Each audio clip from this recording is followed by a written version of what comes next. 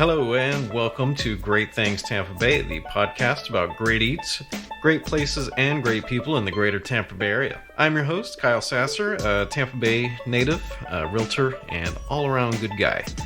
This is episode 7. I'm calling this one Happy Trails. And I'd like to thank you for inviting me along on your commute to work, or maybe listening to me while you're mowing the grass. You know, I know there's quite a few podcasts out there, and I'd like to thank you for taking the time to listen to this humble episode.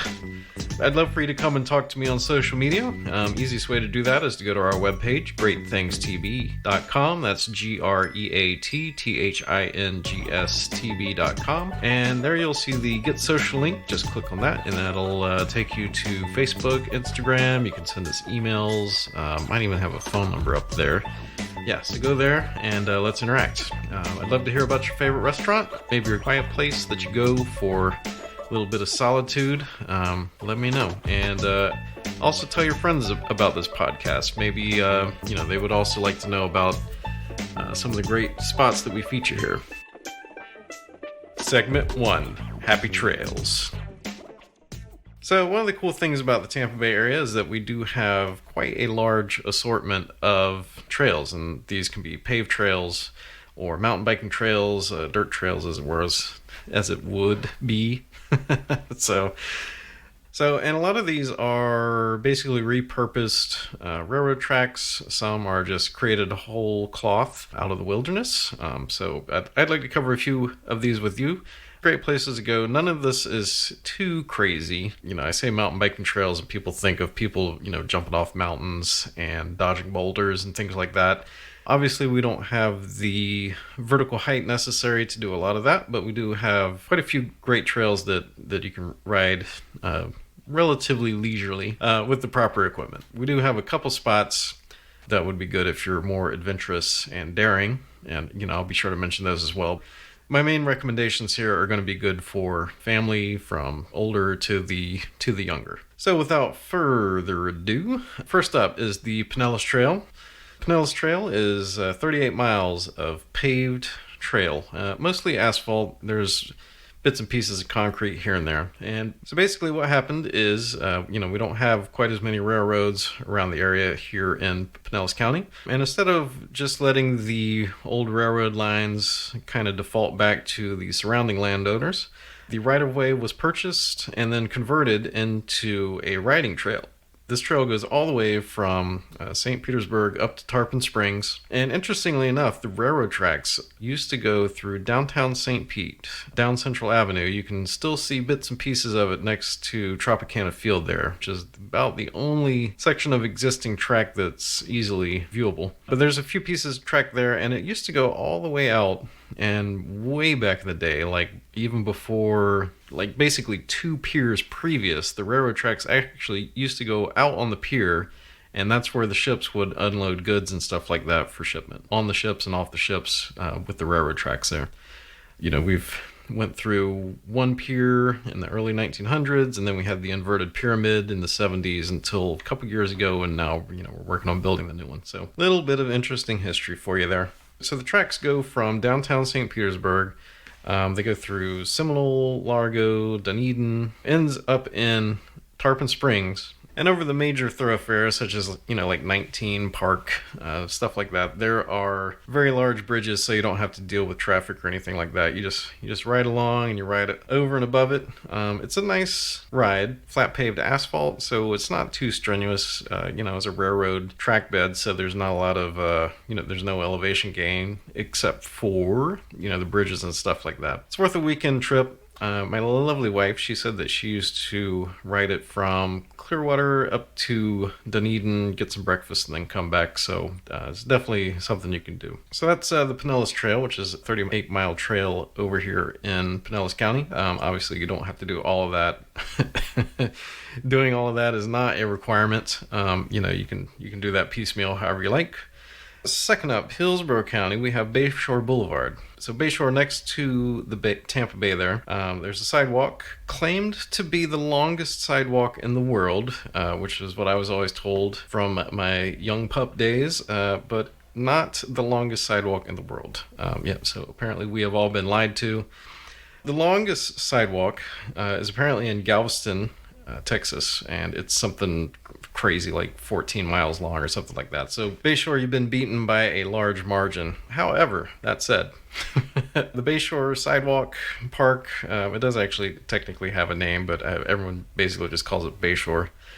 4.5 miles long. It's more of a concrete sidewalk, so it's a little rougher if you're out there rollerblading, or skating or something like that. But it makes up for it with its picturesque views across Tampa Bay. There used to be a restaurant called the Colonnade, which my wife really, really wanted to go. It was feel was similar to the Beachcomber, where it's just kind of like an old school, like restaurant steakhouse thing. It was originally opened in 1935. It was operated by 3 generations of the same family. It was finally sold a few years ago and has since been obliterated to make way for, I'm sure, another fine development on Bayshore Boulevard.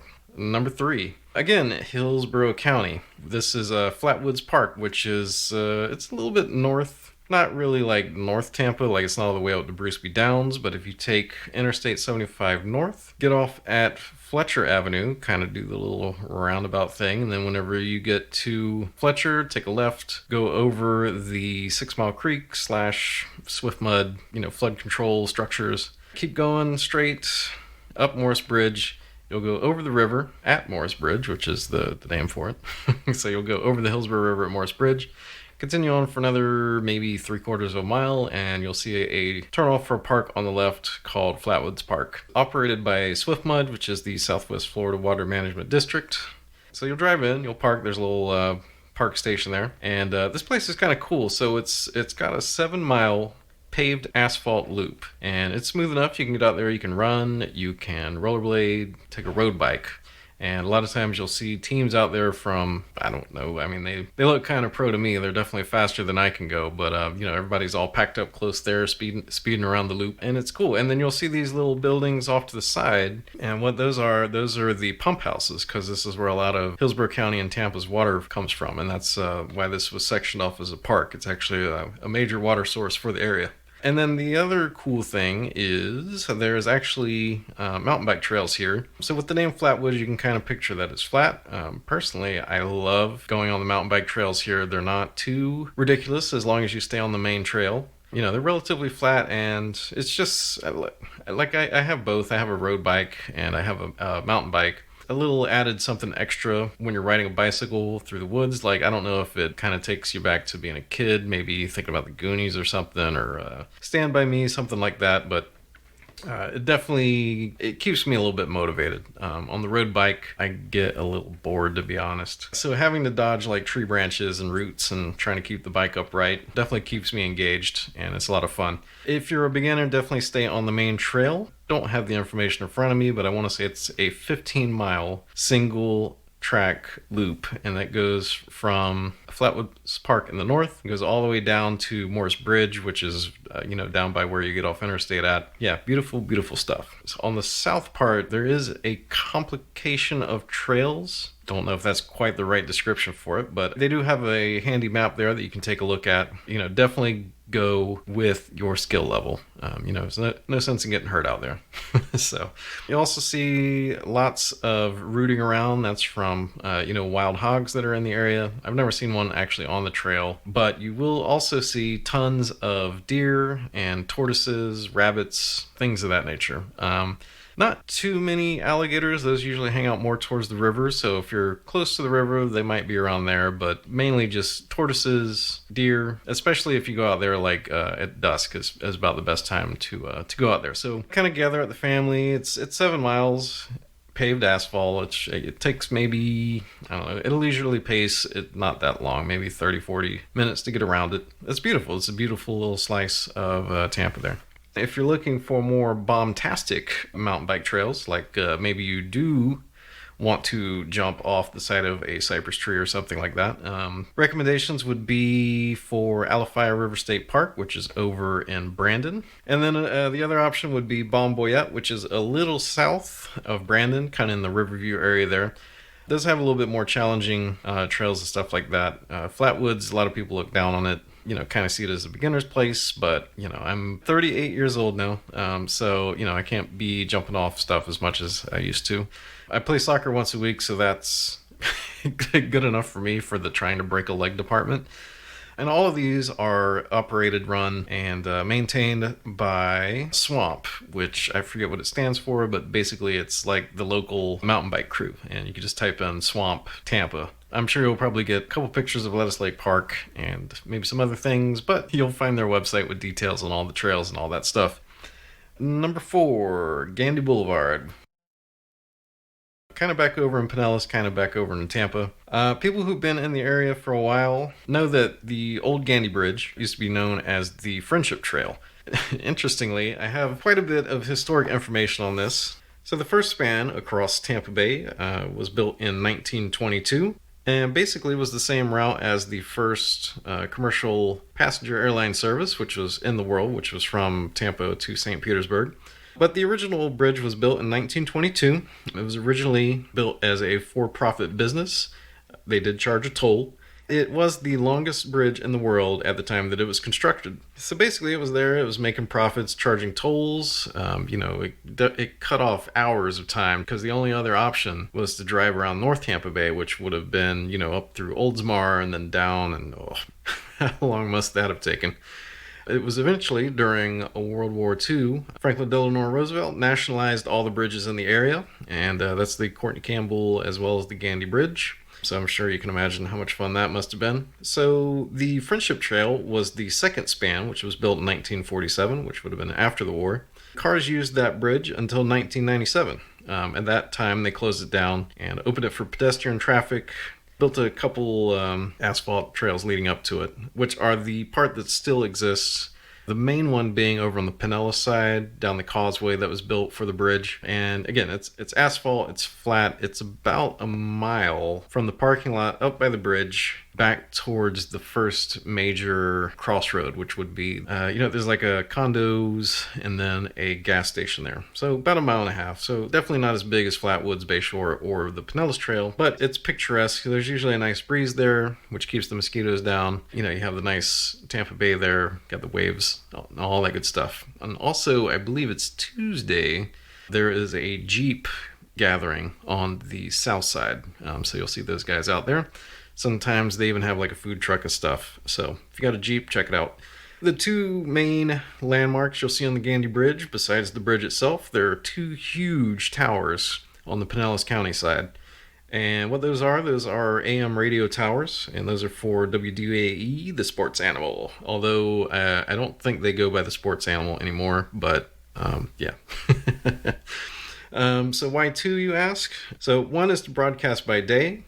Tons of power into that just to try to overcome, all the interference in the atmosphere with the sun doing its thing. And then the other one is used at nights, and it is highly directional because if they use the daytime one during the night, it would overwhelm a radio station in Milwaukee. So that's how far that signal can go.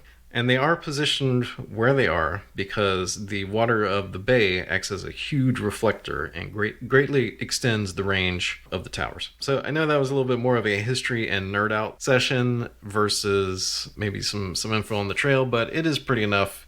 You can definitely drive it and see how pretty it is, so check it out. And then as a bonus, recently, the Courtney Campbell had a pedestrian bridge added next to the main span, which allows for you to ride your bike or run, rollerblade, or anything like that from Tampa to Clearwater. I haven't actually done the full length of it yet, but I believe that links up with the Pinellas Trail, I believe via another little section of roadway.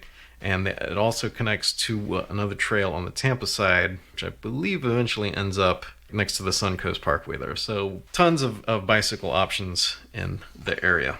So hope that helped you out, maybe gave you some ideas for some stuff to check out. And happy trails. Segment 2, Better Butterflies. So I had mentioned this in the Paso Grill episode, which I believe was episode 2, but finally had a chance to sit down with Sal at Better Butterfly Creations. And if you remember, he is the guy who puts together art pieces, art installations fabulous looking pieces with butterflies from all around the world, from Asia, from South America. He was kind enough to sit down with me and answer some questions, and I think you will enjoy listening to him as much as I enjoyed hanging out with him, chatting with him, and asking him some questions. Without further ado, here's the interview.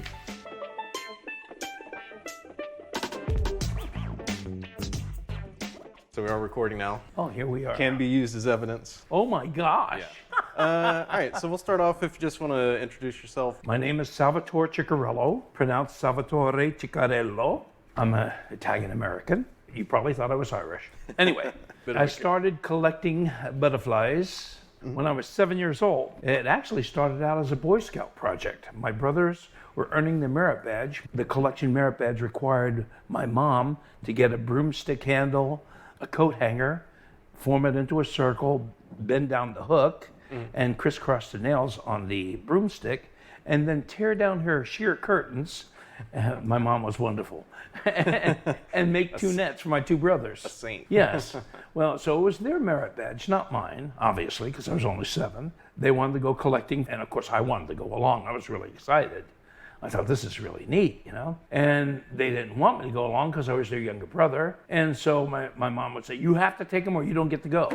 Anyway, so they did what older brothers do. They walked as fast as they could. And my little feet, I had to run 3 miles just to keep up with them. Trying to leave you behind. Oh, they were trying to leave me behind. Hopefully discourage me, have me go back home. I refused. Yeah. But after their merit badge, they put down the nets, and I picked them up, and I kept running.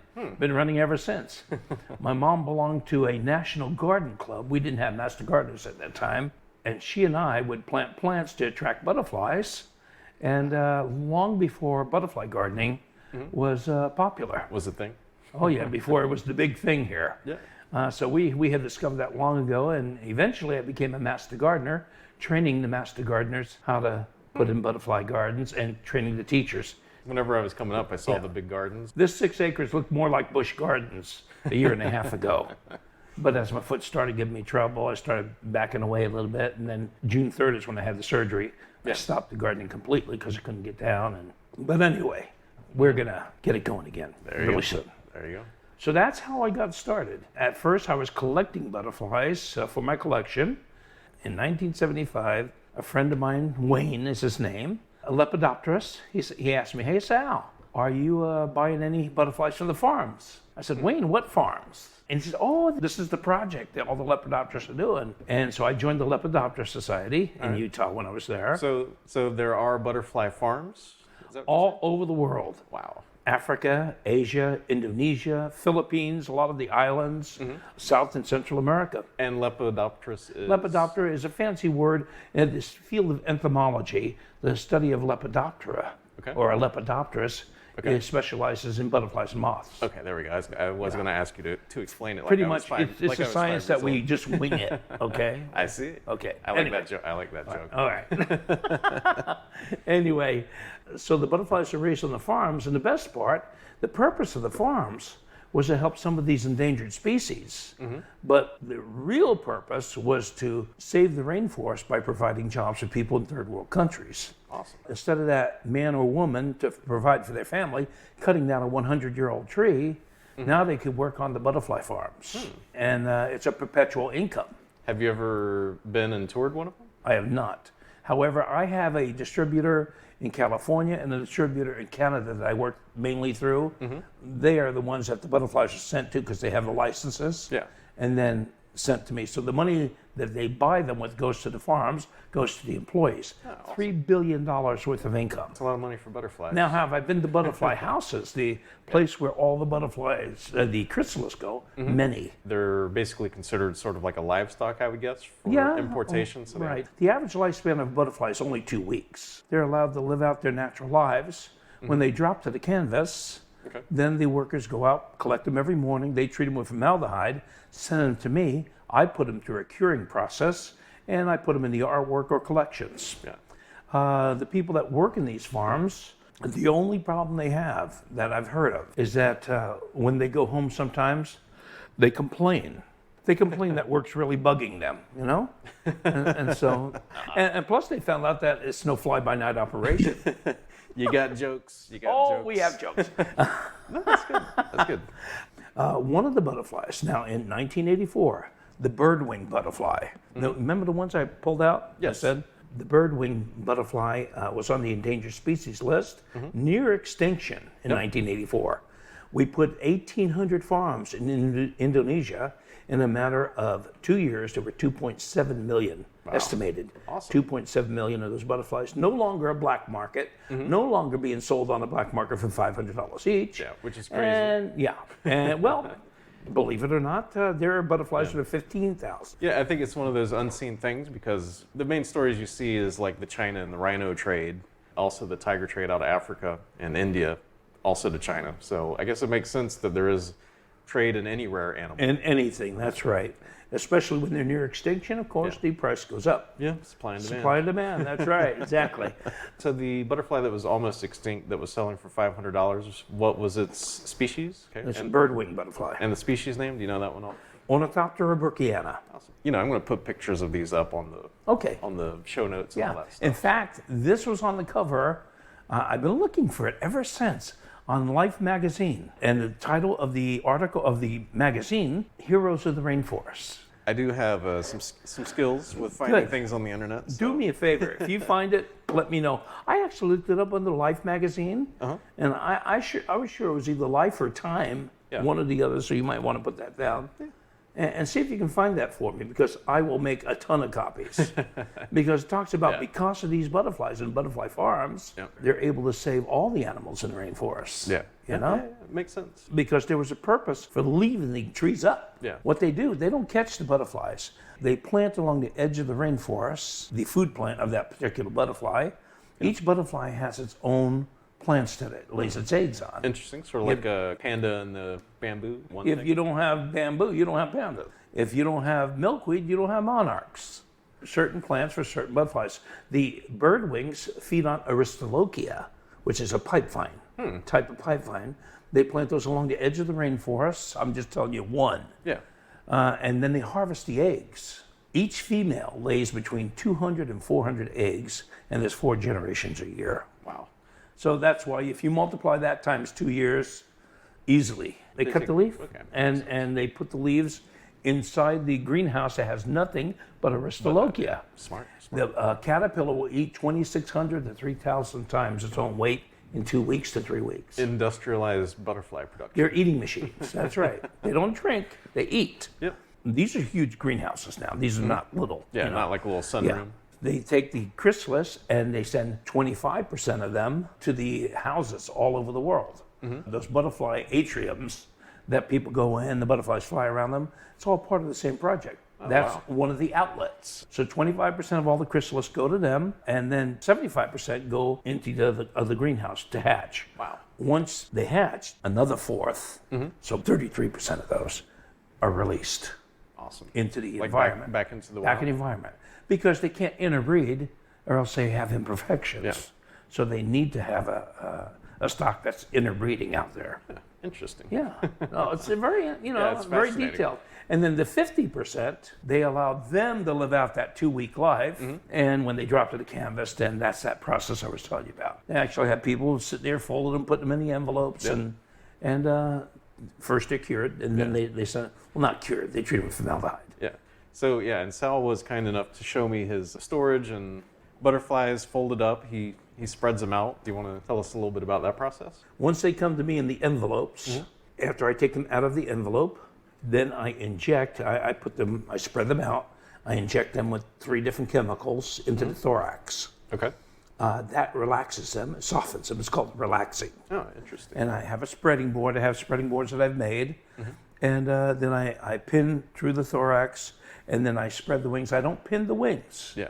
I use strips to hold down the wings, and I set the wings at a 90-degree angle so that the full colors of the butterfly show. After they've been spread on these spreading boards, then I put them in the oven. I bake them, essentially, but what I'm really doing is the liquid is dissipating, and the chemicals are left behind, preserving them for the next 100 years. Oh, wow. The system I'm using is found in collections that date 100, 150 years old. Oh, nice. So I tell people that my work is guaranteed for 100 years. And if they have any problems in 100 years, look me up and I'll try to help them out. I like that. I like that warranty. Part of my warranty is that people can even exchange for a like case. Let's say you bought a 9x12 case.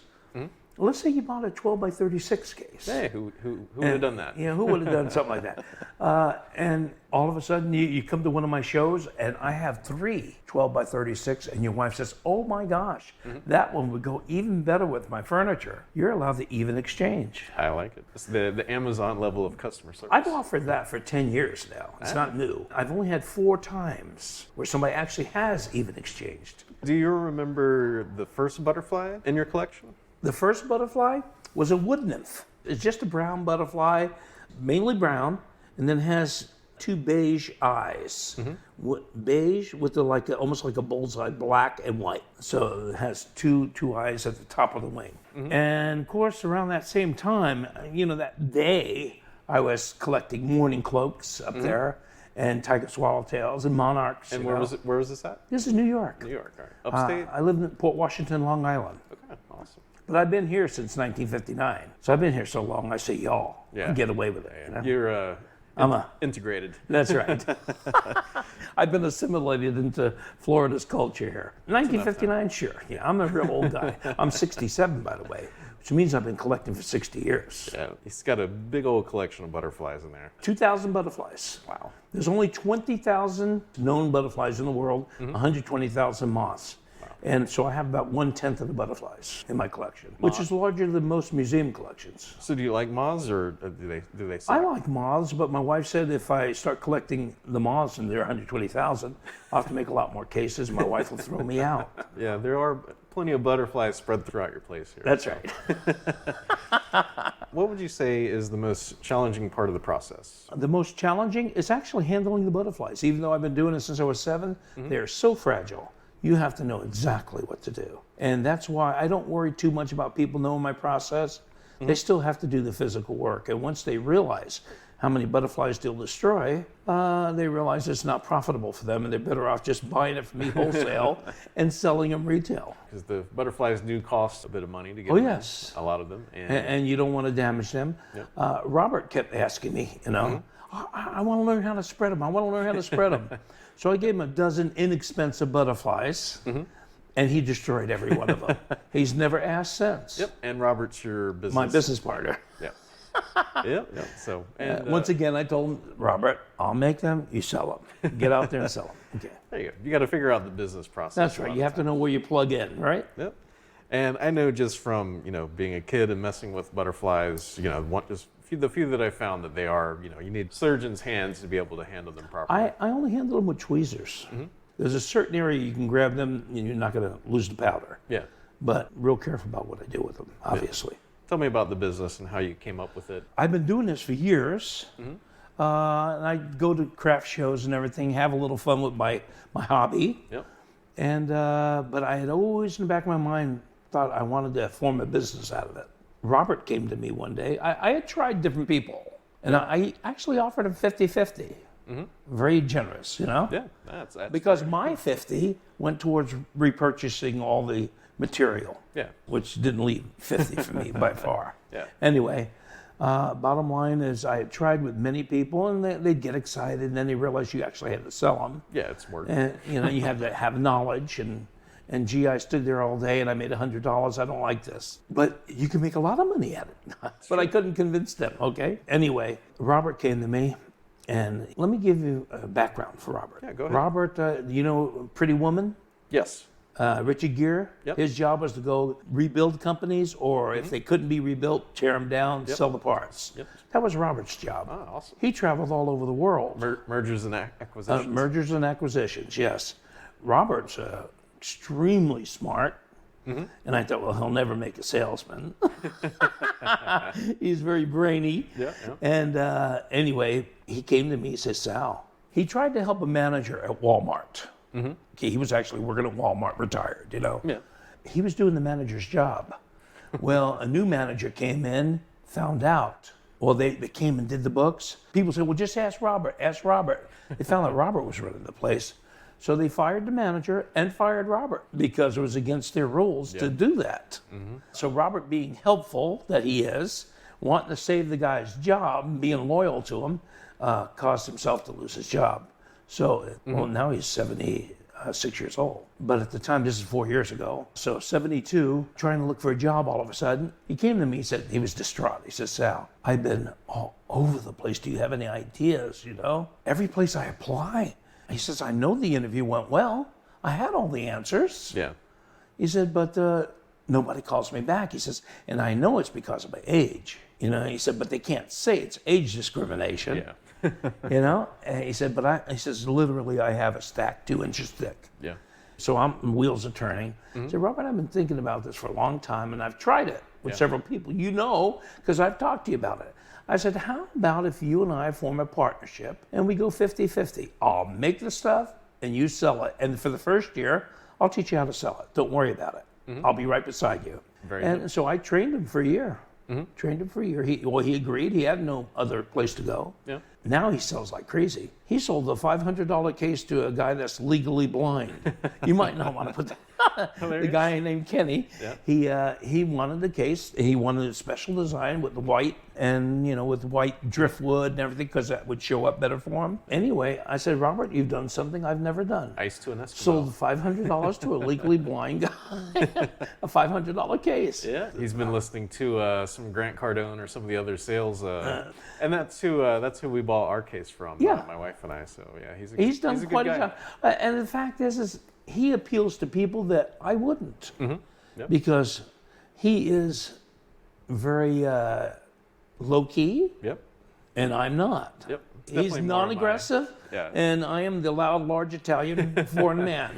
That's like in my business. I'm usually the low key guy, but yeah, I'm always there looking for the opening, and then I'm like, that's right. And he's the same way. He's pretty aggressive. Yeah. People just don't realize it. Me, I'm blatantly aggressive. No, he was there, and he basically just let us sell ourselves on it. So. Yeah, and that's good. Chances are you wouldn't have bought that case from me. You probably wouldn't have. Yeah, because I'm very man, is that guy pushy. Yeah, I'm like, ugh, Jesus. But yeah, my wife was there, and she basically talked us into it. I would tell you all about the farm, just this and that. Too much. Yeah. And honestly, the case was so unique and so striking that, usually I go to arts and crafts shows and it's they have the starfish with the stuff glued to it. Yeah. And, some headbands. A little sand sprinkled on it in the background. But this was unique. So you have the cases and then you also have earwings. Yes. So could you tell us a little bit about those? Robert was struggling. He was at Treasure Island at the time. He said, Sal, our sales are dropping. I said, what we need is an inexpensive item. And I'd been saving these wings for someone else to do the regular custom jewelry type stuff, Yeah. I didn't like it. She was terrible. And one of my daughters said, Dad, why don't you think about laminating the wings? I said, they're too delicate, The static will pull them apart, Well, I learned to hold the wing in a certain spot where I could hold it with the tweezers and slide it in, bring it down, bring a book down, and then slide the next row and just move it down. And then the tricky part is taking that laminated sheet, moving it onto something flat, and then feeding it into the laminator, 5 mil thickness. Then after I laminate the sheet, then I run the sheets through a cutting machine. We used to hand cut them, but we got way too busy, and we were going to buy it. We had this guy come to us. We met with him, and for a distributor, they have 12,000 stores. He said he wanted to put them in 5,000 stores across the country. Yeah. And they figured an average of 3 per store would sell every week. And that would have been about $85,000 a week we would have been making. Wow. It was a $1.2 million contract. Yeah. So we were ready to buy a $47,000 scanner cutter, laser cutter. And we were going to have it running 24 hours a day. Yeah. Well, before we wrote the check for it, because we had the money, before we wrote the check for it, I decided to call this guy. I said, so are you sending the PO on this big order? He says, well, I can't get them to move. Well, it turns out that the company's in trouble, and he didn't know it. Yeah. They had overspent, bought a bunch of penny items from China, $3 million worth. And now they had boxes stacked to the wall. They thought they could unload them with Circle K. That's one of their customers. And so they were going to put us in 5,000 Circle Ks across the country. Anyway, bottom line, Circle K said, no, we don't want that junk, you know? They were going to sell it 80 cents, dollar items, you know? Yeah. I was going to say, this does not strike me as like the Circle K market. No. In fact, that's when we met. Of course, if they want to buy them. No, when we met with them. Well, I didn't know. So we made those display cases you see with the lock because they wanted that. So I made 30 of those. We were going to test them in Alabama. Then he said, well, you know, really, I was talking with our owner, and they thought we have 7,000 individually owned stores. That would be a better market for you. Yeah. I thought, well, that's great. But they never got off their seats. People are allowed to talk, but when it comes time to write the check, that's when you actually see what's up. Well, I realizing that those 30 display cases, I said, go ahead and test it, test the market. Yeah. I've done the same thing previously. Like somebody's like, hey, I want to do something. I was like, well, I have my area of expertise here. I'm happy to help you out. I'm like, this is what you're going to do. That's right. And yeah, that never comes through on the other side. So I decided, well, you know what? All the way across the country was just too much for me all at once, you know? These machines, you know, I can buy at a fraction of the cost, and I could buy 20 or 30 of them to hire 20 or 30 people to work and do all the cutting, you know? I have several people that know how to handle the butterflies so we can laminate them and all that stuff. I had things in line. I had people in line for that, but I decided, well, you know what? I can go state to state. So now we're in Connecticut, we're in Maine, we're going to Georgia, Callaway Gardens. We're definitely in Florida. We have 4 vendors here in Florida that cover the state.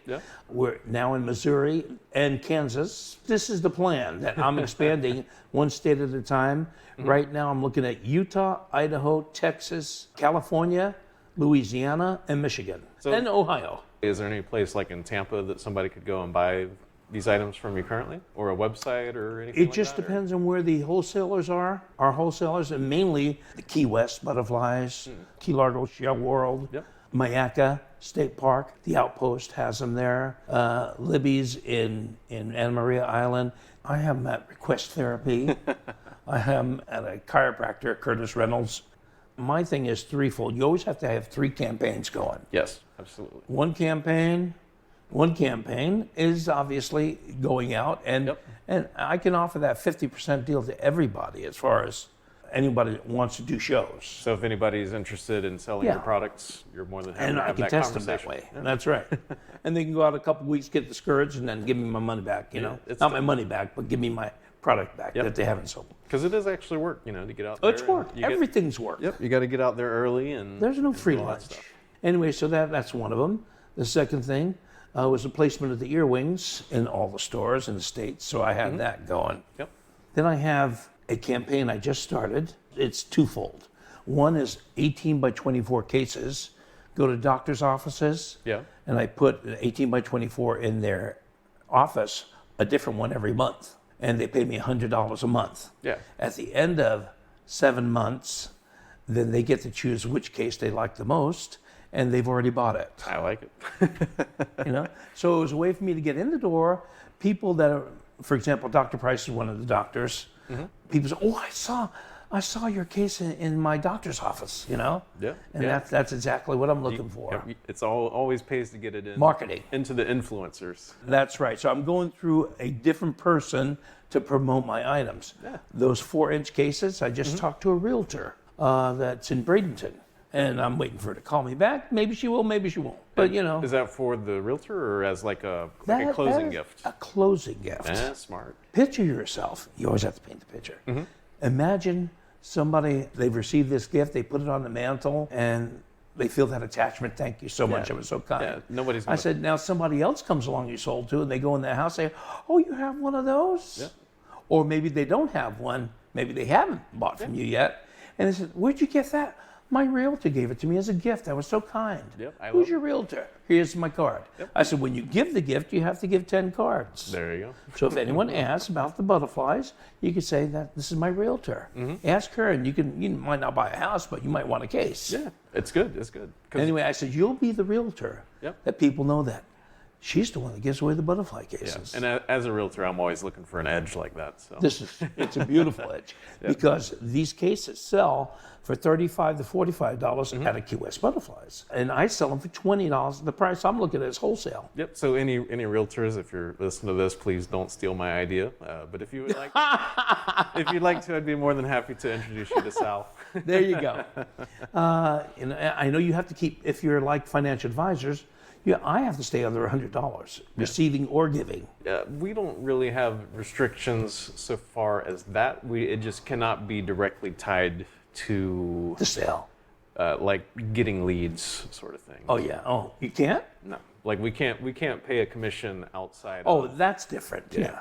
that's the main thing. But like so far as closing gifts, we have a pretty wide range on that. That's good. Then you guys can go a whole lot more expensive. Yeah.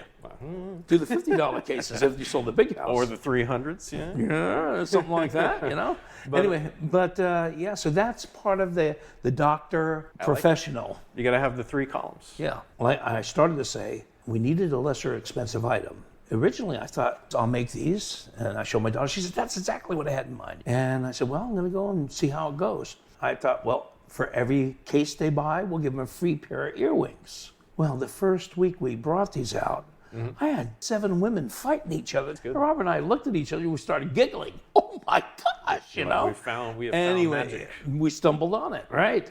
And so we just used towers at first before we did the display cases for that other guy. People kept asking, well, can you sell these? Well, what are you asking? I said, well, I don't know. I wasn't, planning on selling them.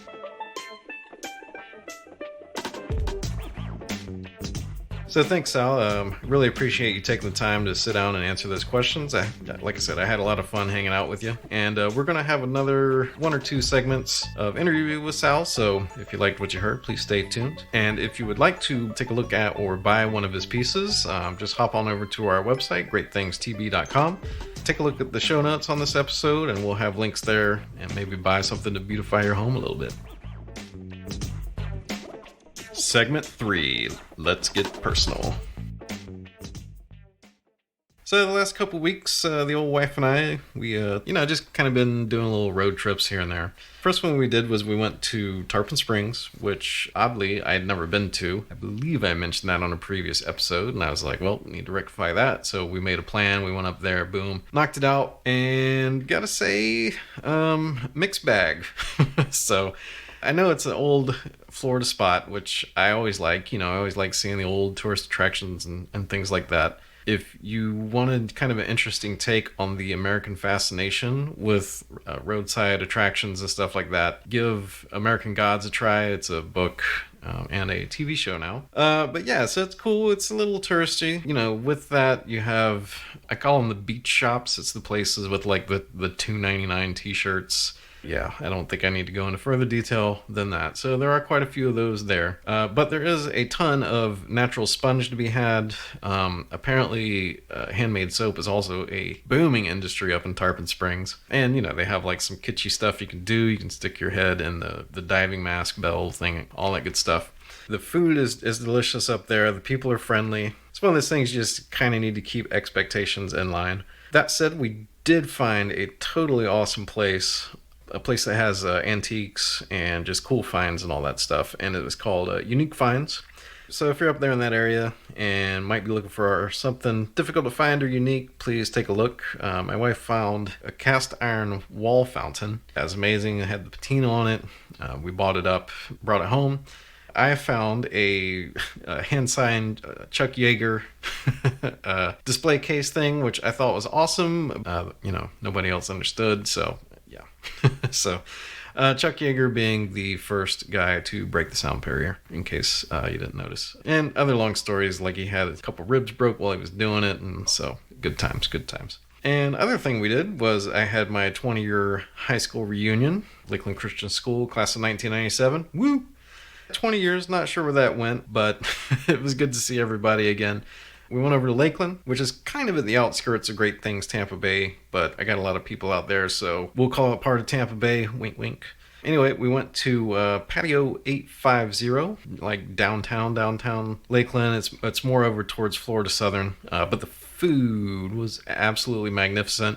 And I hadn't been through downtown Lakeland. I've been through the north side recently, but I hadn't been downtown for maybe 10 years. And I got to say, a lot of good things going on over there. They're building lots of stuff, lots of little cafes. So yeah, good stuff going on out in Lakeland. And Lake Hollingsworth is still as beautiful as ever.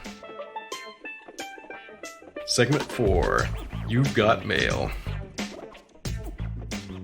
Did you know that at one point in time, over half of all compact discs produced were America Online CDs, which is bananas. And this, would be in the mid to late 90s to 2000s. And the reason they did that is because 1 in 10 resulted in a subscription, which is a phenomenal rate of return. That is bananas. Now you know why they just blanketed the entire country with these things. So I want to thank you for sharing Great Things Tampa Bay with your friends and family. It's with your support that we're having the great success that we are. And if you're looking for your own great place in Tampa Bay, please give me a call at 727-300-2111. Or you can send me an email at kyle@sassergroup.com. That's SASSERGROUP.com. And I'd be happy to help you find your perfect home or condo in the Tampa Bay area. And maybe you'd rather just want to tell us how awesome or how horrible we are. Please go to our website, greatthingstb.com, and click Get Social Link. Like I said at the top, you'll find links there to Instagram, Facebook. You can send us emails, carrier pigeons, fly a kite over. We will respond to all of it. You will also find show notes, recaps, transcripts, and contests at greatthingstb.com. Maybe you want to know the craziest conch fritters in Clearwater? Stay tuned for future episodes. We might just cover that. Like I said, we'll also have additional interviews with Sal and more great things. So please subscribe, share us with your friends, and thank you for listening.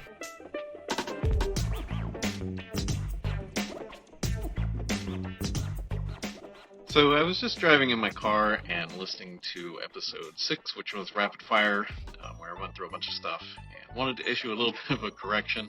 So it's actually the Alafaya River, not the Lithia River, which is located over like Valrico, Lithia area, over by Brandon, east of Tampa. So I had a complete brain meltdown. It happens. But yeah, I was thinking Lithia Springs and how beautiful it is there. You can go there and camp. And it's a beautiful campground there. But Lithia Springs, the spring run goes into the Alafaya River, and then you can canoe down the Alafaya River and kind of make a 2-part day out of all of it. So just wanted to issue that correction. I promise I've lived here for 40 years. I know what the rivers are named. Sorry for anybody that was confused by that.